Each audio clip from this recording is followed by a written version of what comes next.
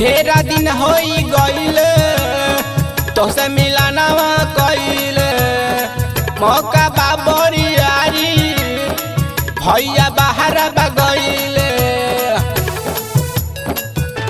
हाँ हाँ ढेरा दिन होई गईल तोसे मिलाना कईल मौका बाबरी यारी भैया बाहर बगईल।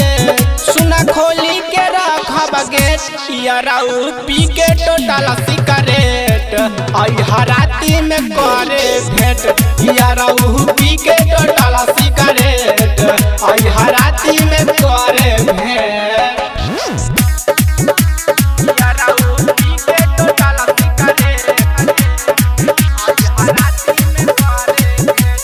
गोस्वामी डिजिटल रिकॉर्डिंग स्टूडियो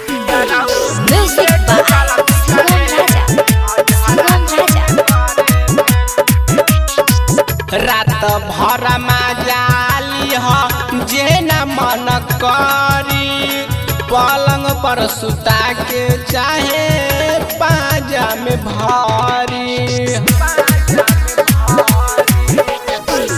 रात भर मजाली हो जे न मन करी पलंग पर सुता के चाहे पाजा में भारी। जल्दी करा ना हो याराऊ पी के टोटल सिगरेट आई हराती में करे भेंट याराऊ पी के टोटल सिगरेट आई हराती में करे भेंट।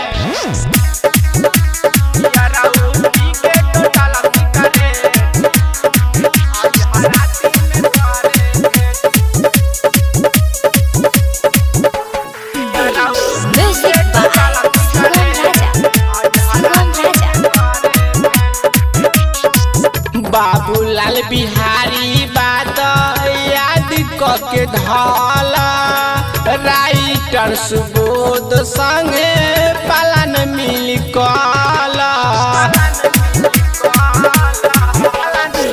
बाबूलाल बिहारी बतिया याद के धाला राइटर सुबोध संगे पालन मिल काला। हमारा खातिर ले लिया चॉकलेट याराऊ पी के टोटल सिगरेट आई हराती में करे भेंट याराऊ पी के टोटल सिगरेट आई हराती में करे भेंट। Goswami digital recording studio